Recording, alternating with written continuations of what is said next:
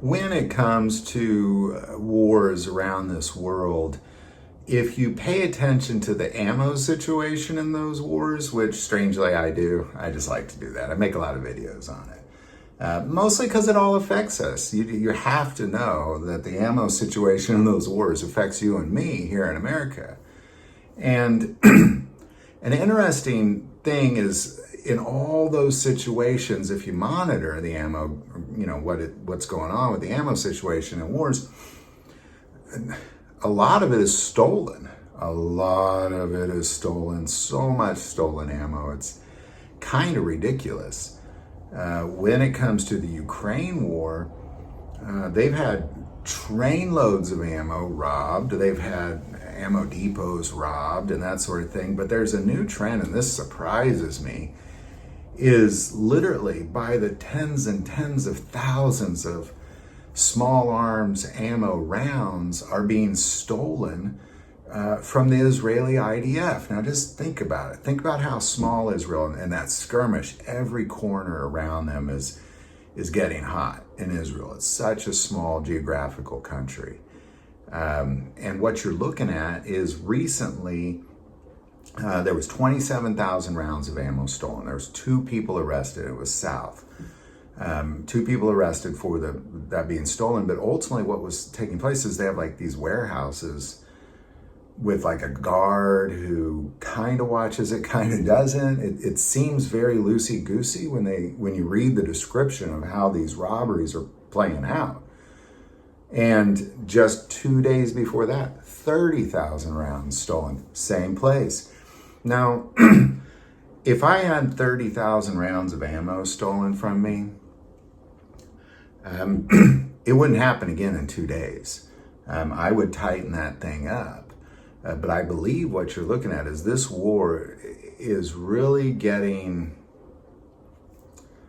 I hate to use the word unorganized, but if you kind of watch what's taking place with the ammo and equipment, it seems to be a little chaotic. Because I'm sure they're organized. I'm sure the IDF has got their act together, but it just, when it comes to tracking ammo, it feels a little chaotic, and I'm not even really sure if they realize they have a grip on it or not. But ultimately, and so far, the 2 that were arrested were Israeli citizens. So it's just people just kind of coming on in. Like, oh, look, there's that warehouse that has the ammo. Oh, look, you can get in through this window, or however they're getting in. And they're just taking ammo. And, and I kind of want to add to this, if you were to take 30,000 rounds, I don't know if you carried 1,000 rounds, it's doable to just carry it in your hands.